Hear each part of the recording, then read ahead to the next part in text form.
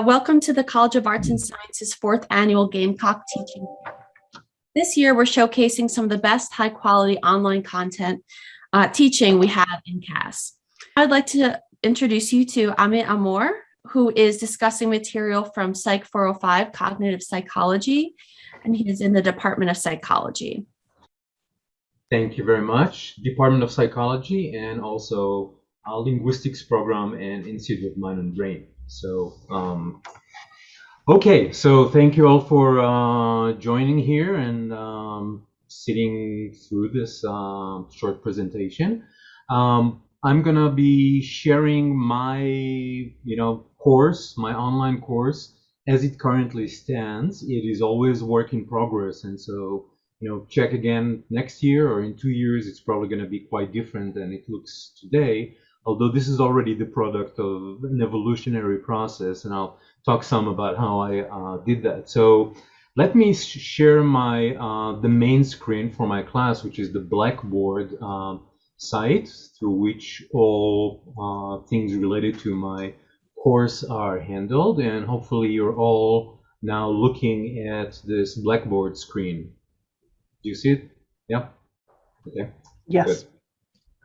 So this is the student preview. This is what the students actually see when they log into the class. All communication starting from before the semester, through the semester, and at all the way through to the end of the semester is conducted through the announcements section of Blackboard.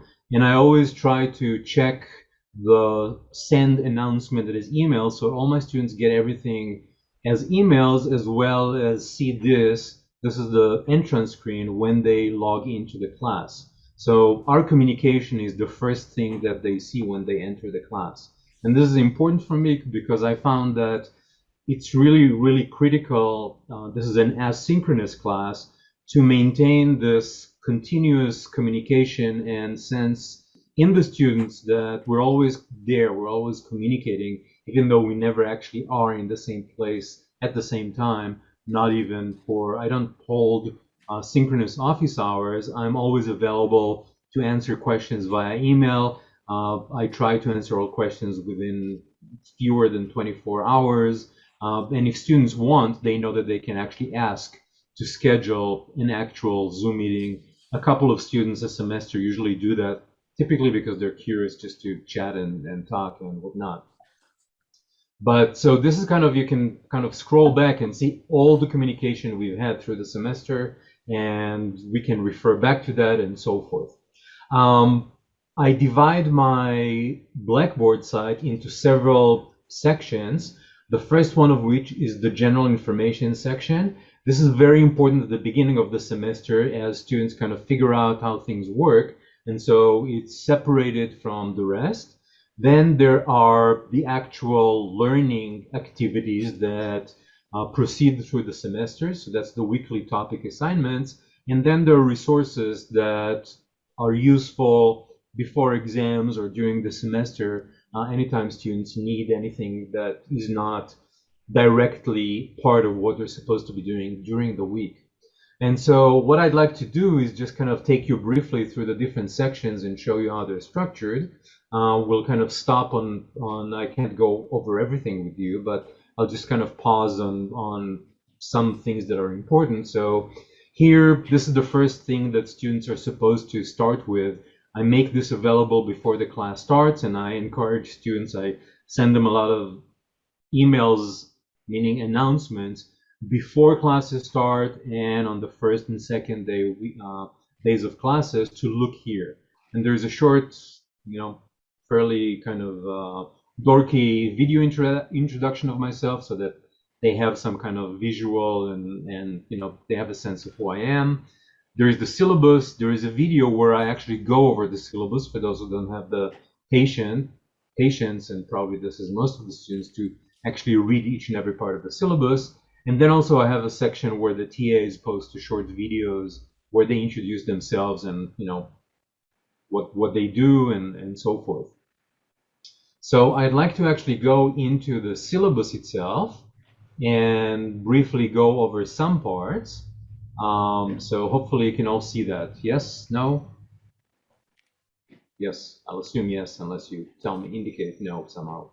So, they're all the necessary parts. And what I want to pause on is that with the textbook I use, there is a service provided by Cengage, which is the publisher, which is called MindTap. And this is a suite of services that varies from one textbook to the next, but is really critical for the textbook I'm using and is very good. And I'm going to take us there in a moment. But there is a part here that explains how you access that, how you use it, what are the expectations, what components do students will students have to use on a weekly basis and so forth. And then also an explanation of the other component of the weekly activities, which are lecture videos that I recorded. That includes quizzes, external videos, and so forth. And then that's the third part that I wanted to pause on. I also use a service that's called Packback. And this is an online discussion management tool. Even though it adds to the cost of the class for the students, I found that it adds so much to the involvement and the interactiveness and kind of the level of engagement of students in the class. Sorry? Did anyone say anything? No? That I think it's really worthwhile adding, and it's so much better than actually using the built-in Blackboard discussion board, which I've used before. I still use for my graduate classes. This just has this built-in. We'll go over that again. I'll visit that screen in a second, and I'll show you why I think it's so good and so critical. Anyhow, this is what I wanted to show you. There are the technological things and everything. I'm not going to go over all the components of the syllabus, but what I wanted to show, the last thing I wanted to show in the syllabus is for every week, so for every topic, I have dates here, the topic, the chapter in the textbook, and then you'll notice that for each week, the first week it's not a week, it's 10 days because there are students that sign in late, and so I kind of allow 10 days at the beginning of the class for kind of figuring out how things work, rather than the week that is allotted to all the other topics. So I'll scroll here to another week. So you'll see here that we have a week, and then on the Tuesday, the week starts on Monday, or Sunday at midnight, and it ends the following Sunday at midnight. And you'll see that on the Thursday of every week, the first part is due. And the first part is everything that comes with the textbook. This is the MindTap part that we'll see in a second. And then they can start this earlier, but after they're done with the MindTap part, which includes reading the chapter, answering a quiz about the reading, doing some sort of an activity that kind of makes the material of the class kind of more concrete, and also participating in a mock experiment online where they get to see their own results as well as the class's results. There is the second part, which is the video lectures that I recorded, including material that I programmed, and this is what they have to do in the second part of each week. And then they also have to respond to post a question to Packback and respond to the questions posted by others, to 2 questions posted by 2 other students. And then they also have 5 times during the semester where they have to write a report on those labs. And these are kind of indicated here on the syllabus. So this is what I just wanted to kind of show you on the syllabus, just kind of the structure of the weeks. In the weekly topic assignments, that's kind of the main gateway to what students have to do every week. This is the MindTap part, the publisher part, and each chapter, each week has a separate section here. And let's go to the second one. So first of all, there is the link to the textbook. If I click on that, I'll go to the textbook. There is the quiz that they have to do after they read the chapter. There is an activity, which is kind of an elaborate experiment with an explanation and so forth that they have to go through.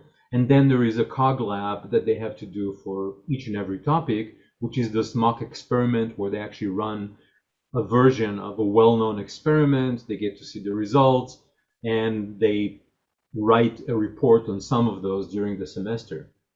Once they're done with this, and the deadline is the Thursday of every week, they go into the lecture into the video lectures topic. And here, this is material that I programmed, and you'll see that it's kind of organized hierarchically. There are videos that I edited and created. There are links to YouTube videos that illustrate important points, and sometimes there are also quizzes and Blackboard discussion boards about specific prompts that they're asked to fill out in this part. One note about the kind of just a technical pointer, I record my video lectures using Camtasia, which is a tool that our Office of Distance Learning knows very well and is familiar with and can provide support for, and so forth. And I'm going to switch for a moment to the Camtasia window that I have open. And this is what it looks like. This is actually a presentation that I'm working on right now. These are the PowerPoints here, sound bits that I recorded and added them here. And basically, if I just play a second here, just to run. I know the words to that song don't rhyme. She told me a little white lie will come back to haunt. Okay, and the important thing that I wanted to kind of point out here is that you can save your output here as videos that you can post on YouTube or on Blackboard, and they can watch it this way. But I actually prefer to create something that's called scrums or scorms, I think, which are modules that Blackboard recognizes and allow you to actually get reports about how much of this video lecture the student completed. And I use that to grade their watching of the videos. It also allows you to add interactive quizzes and other things, but I found that this is more tedious than is worth the effort. And so I don't use that, but I do use it to make sure that students are actually looking through the entire video lecture and not just kind of starting it and then not using it at all. It's a little tricky. Also, if you reuse the materials, you have to copy it in a certain way from one semester to the next. But again, it kind of allows an automatic tracking of students' progress watching the video lectures. I'm going to stop that and go back to my browser, where I will briefly show you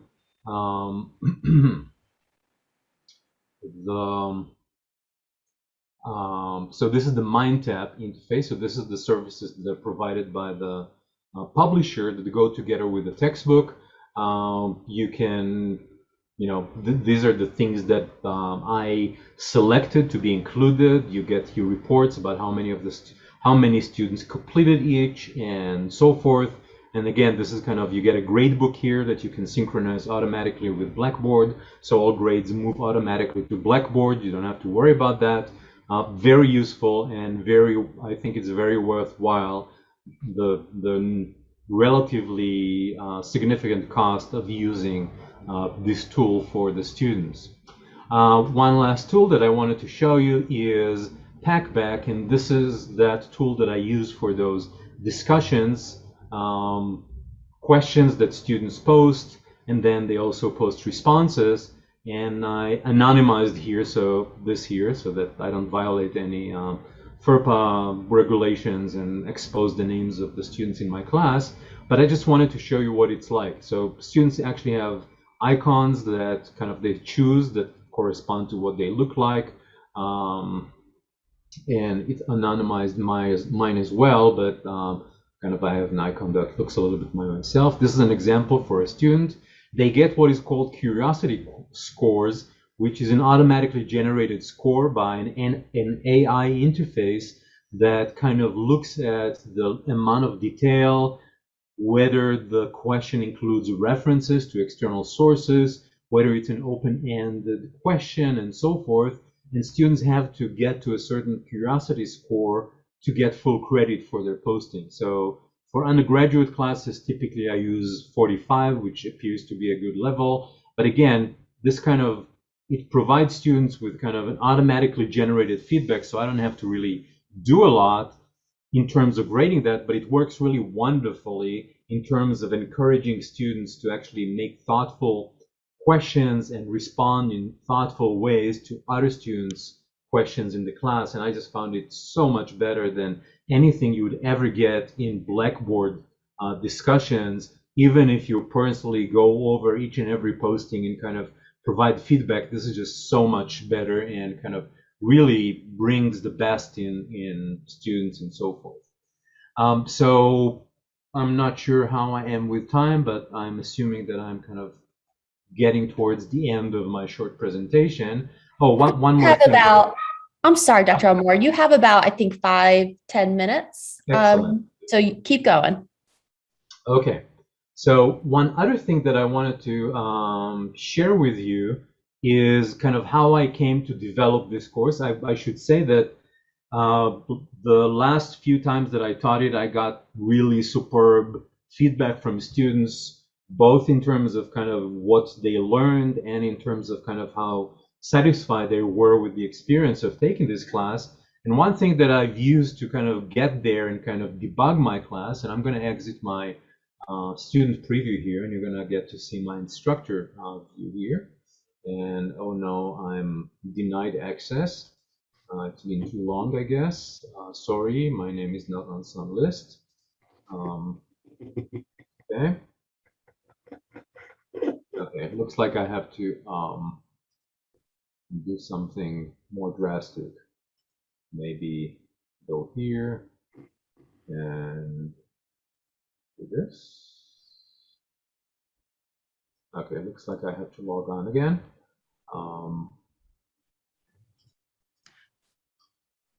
Which I will do.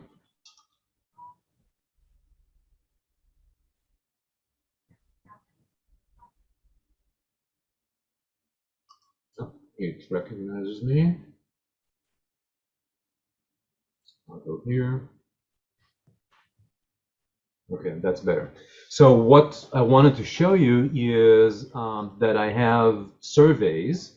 This semester, because I've kind of already taught this class a few times and I've used this tool extensively, I decided not to release any survey until the end of the semester because I want to see whether the fact that I actually use those surveys in and of itself has an effect on kind of student satisfaction. So I'm going to just quickly add here. So typically in the past, I've had several surveys. I've conducted one 2 weeks after the start of the class, before each midterm, which I have 2, and then again at the end of the class. So I'm just going to add this one to this class so that you can look at it.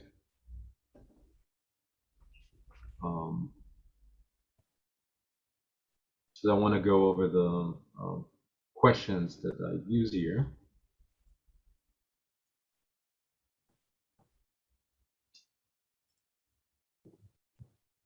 Okay, so essentially the idea is that I ask students for their feedback throughout the semester, right from the beginning, and ask them questions like, overall, I feel that I'm learning a lot in this class. I feel that the amount of effort required is appropriate. I learned, for example, initially I was asking students to do too much. So I was telling you about those quizzes that you can actually insert in your videos through Camtasia. I was using those quite extensively, as well as Blackboard quizzes in between video lectures. And I discovered that students really kind of hated that because they felt that it was kind of stopping them. It kind of kills the flow. It creates too much work. They were putting too many hours into class and so forth. So I stopped doing that because of that feedback that I received. I think that the instructor is doing a great job managing this class. The textbook readings are appropriate. Textbook reading quizzes help me. Chapter activities are useful. Cog labs are useful. Lecture video segments are useful. So I really wanted to know what they thought about each and every element that I included in the class. And I was trying to see whether there were some things that were, I always get some students that hate one aspect of the class, but I wanted to see if there were things that students, kind of the large part of the student body, really disliked. And as I said, those kind of quizzes and tests in between the video lectures were really unpopular with most of the students, and they were kind of, and at the end, I also gave them kind of an open space. I give them an open space to write comments, and it was clear that there was kind of a shared notion that they actually disrupt what could otherwise be an interesting and stimulating experience for the students. And so this is an example of something that I changed in the class, because clearly I was able to, clearly there was, it was not perceived as being useful by the students. So I could have said, well, I think that, I know better, and that even though you don't enjoy it, it's kind of, I'm still going to do it. But I found that if you respond to feedback from the students, they actually respond in greater commitment, and they actually are much more committed and work harder. And so this is what I said. This semester, I'm actually not doing this. I'm not going to ask them to fill the survey at the end of the semester. And I'm curious to see whether the fact that, so I already know kind of the feedback that I get for this class as it is, when I ask for feedback and adjust this and that during the semester. I'm curious to see whether this semester I'm going to get the same satisfaction, or whether the fact that I didn't really kind of ask them and responded to is critical in and of itself. I suspect that it will be. So actually, I'm expecting to get slightly lower ratings this semester because I didn't do that. But that will be something that I really want to know. So this is why I decided to do it this semester, so that I figure out how important that is.